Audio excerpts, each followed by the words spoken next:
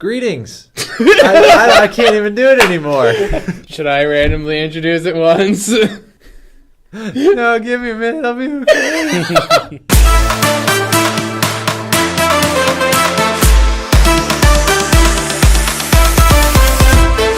He's gonna compose myself. Greetings and salutations, one and all. I have no clue what time of day it is where you're watching this, so good evening, good morning, good night, whatever it is. Thank you for tuning in and watching this podcast. Guess what, guys? 3 podcasts in, still got the same shirt. Woot. I'm doing it. I'm glad you remembered.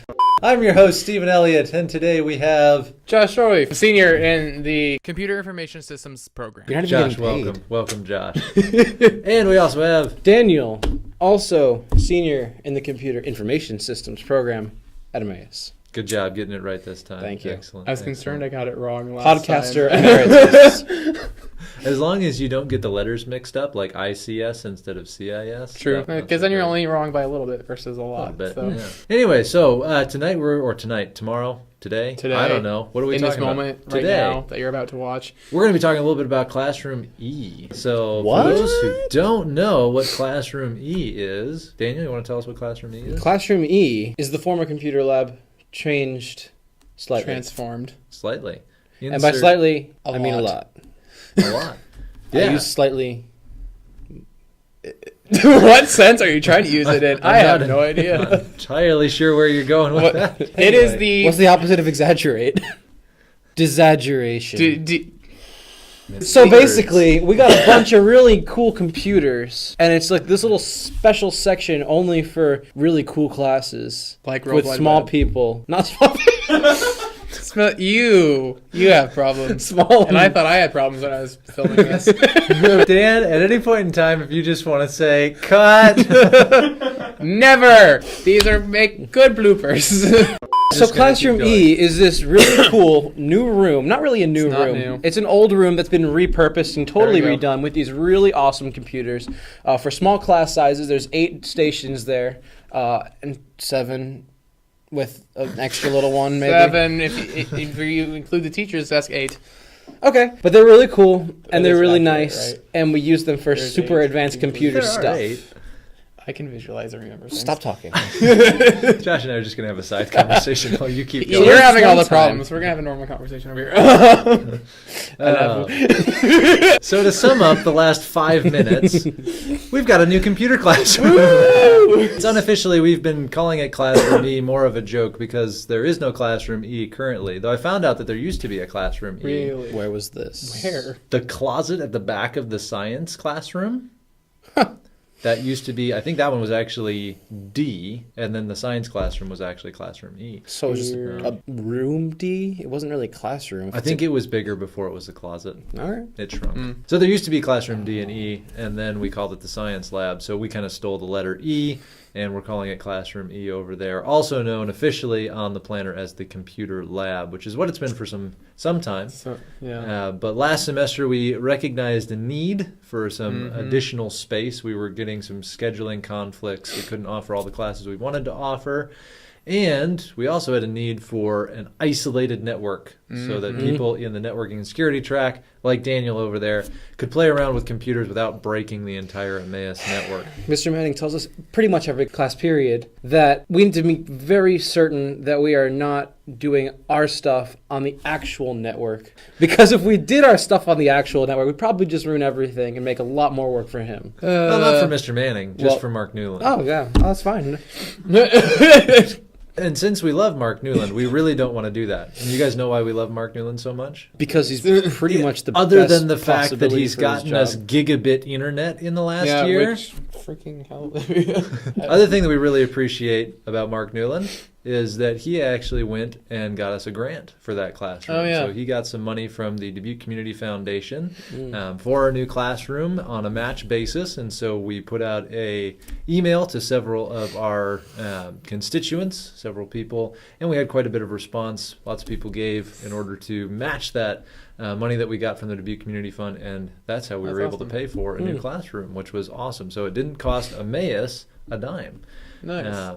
But we've got some pretty cool stuff over there. Do you guys know the specs of the computers, the 8 new computers? God. They I are. feel like you've said I know this they're like great, one or but I two don't know other what they times. are. I probably say it like every class period I'm in there. I just get so excited about Okay, I'm what's- gonna Definitely guess. don't start off World Wide Web with that. So I would know. Let's start with the peripherals. So the stuff you actually get to look at. 4K monitor. 28-inch 4K. Beautiful, monitor. huge. Like, I remote into it, and it's so small on my screen because it's so resolution-y that I can't even see what I'm doing. So resolution-y. That is the technical term. I'm trying to remember what the context was that you told me, but I was working on something and you were just telling me, like, yeah, you can get, like, so much done on that screen, but, So much productivity. So much productivity. Like 6 windows open at once. Yeah, so 28-inch 4K monitors, and not off-brand 4K monitors, but Asus brand, really nice 28-inch 4K monitors. Beautiful. And for those of you guys who are wondering why did they waste the money on such a large screen, it's like having 4 screens in one. So you can have 4 things open, snap them to corners.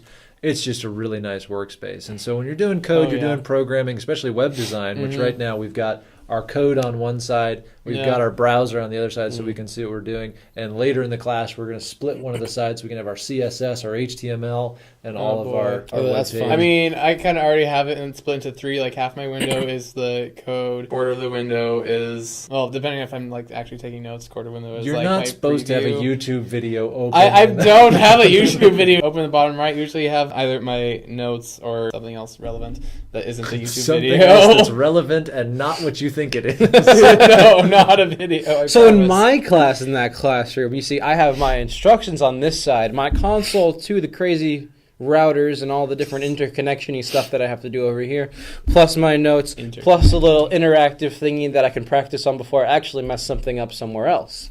That was very descriptive. Thank you. Interconnection-y. Right. Now, Daniel brings up a good point. Apart from the 8 new computers that we have in that classroom, which we'll talk about the internals in just a minute, but we also preserved the networking lab and actually improved it quite a bit. So that was one of the things we did in that room prior was some networking, but it was kind of scattered, not very clean and organized, and so now we've organized it. We have essentially 4 half-rack stations in the back of the classroom that are set up with multiple routers, a switch, and a patch panel at each place. So we can do some really fun networking stuff for CCNA, CCNP, etc. And that's what you're getting to enjoy right now. I was going to say, yeah, we're actually currently using about 15 different routers with 5 different teams that we have, each of us using 3, just trying to get them all interconnected and all set up properly, and probably going to end up trying to connect all of them together at some point. That would be Yeah, awesome. I would assume so. You're essentially recreating a mini internet inside that room, which is really neat. So, but the computers themselves, so that's where most of our grant money ended up going towards was the actual hardware systems. We've got our 28-inch monitors. We've got some nice Logitech stereo speakers, and then we've got the box. The box. So let's take some guesses.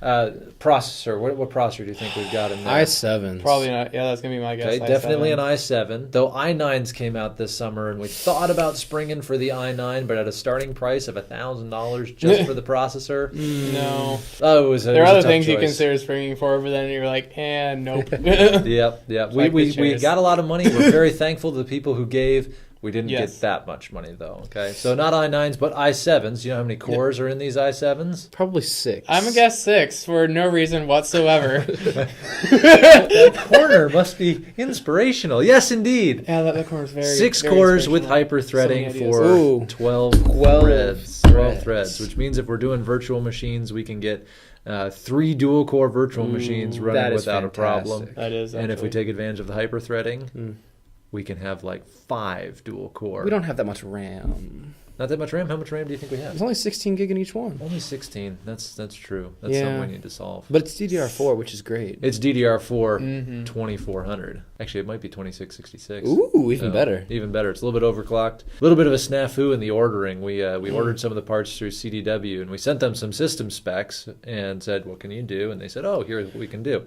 We were planning on putting 16 gigs in each system, but we wanted to do 2 8-gig DIMMs per system. Yeah. Why might I want to do 2 8-gig DIMMs rather than a single 16? Oh, I forget the word.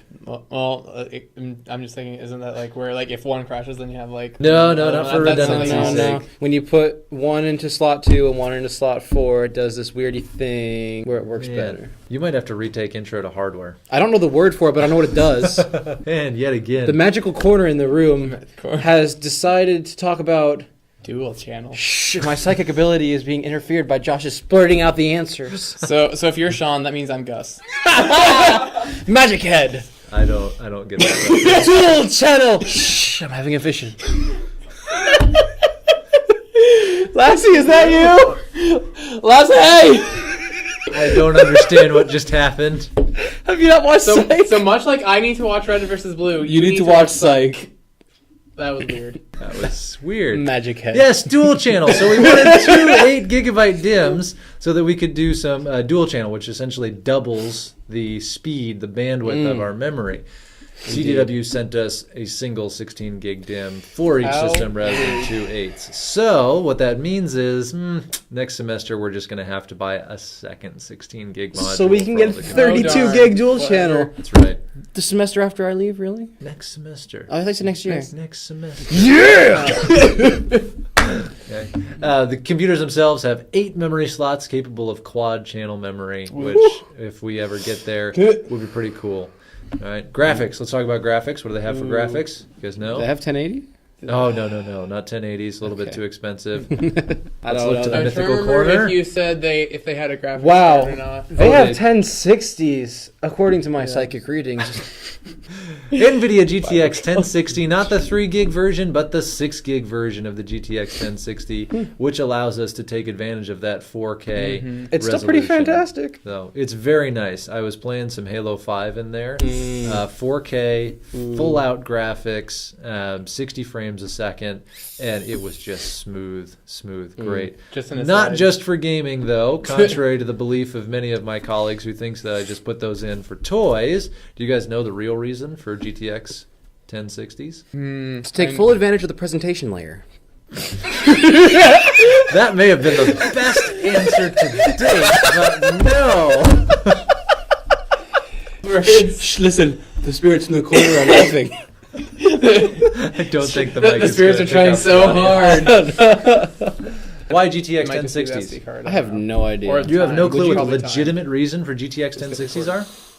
Video games. That's a legitimate reason. That's what all of my colleagues think, and I'm criticized because I spent all this money, $300 per system, which is $2,400 on graphics cards, just to play video games. I'm pretty and sure. that is not the reason. Can't the GPUs do pretty much the same CPU processing, just a little bit less fast?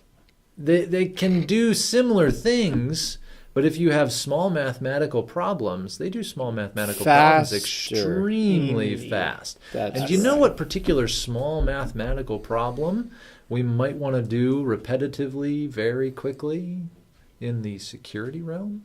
Routing packets. I'm disappointed. just kidding. I'm so disappointed. Cracking passwords. That's what I said. Oh yeah! Good job. Cracking passwords. Forgot So, about that. with Kali Linux, we have lots of tools for cracking passwords. And previously, many. with the Very, very computers we many. had in the computer classroom, we didn't have Oh, dedicated yeah. GPUs. They would take a week to crack a simple password. It was rather Yeah, did you ridiculous. ever leave? Because I know there was one time where you left a program running. Was I that had- for the entire week or just for 24 a hours? month.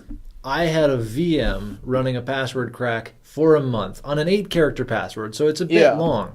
Never got it in a month. Wow. These GPUs, password cracking is done. Really? So that's one of the big reasons why we have it, is so that we can explore some of those security topics. We can actually understand why passwords need to be secure and what makes a secure password. And we can demonstrate that in real time rather than waiting a month for something to crack. Another reason, advanced 3D design. So when we use Blender, a couple of different tools that we use in multimedia systems, computer graphics, if we're getting into Lumberyard or CryEngine, some of those development environments, those will definitely help out with our programming and design track as well. yes. So multiple uses, not just for gaming, though it is a great perk to have it available. For the major For Yeah, parties. that. which, as a aside, might ever play that for a major party or Halo 5. Play Halo 5 for a major party? Possibly. Well, so the one problem is we've only got 8 computers that can do it, but totally, yeah, I'd love to do it. Love to do it. So anyway. that's actually going to be our first esports intramurals, or may have been our first esports intramurals, depending on when this airs. So we're out of time for tonight, but we're cutting quite a bit of this episode because of all of the nonsense. Who did that? What? Anyway, Wait, thank you for joining us this evening. Hope you guys had a great time and enjoyed our short little conversation. Click like and subscribe. Click the circle to subscribe and somewhere else on the screen to watch the previous episode. We'll see you guys in the next video. Goodbye. Bye.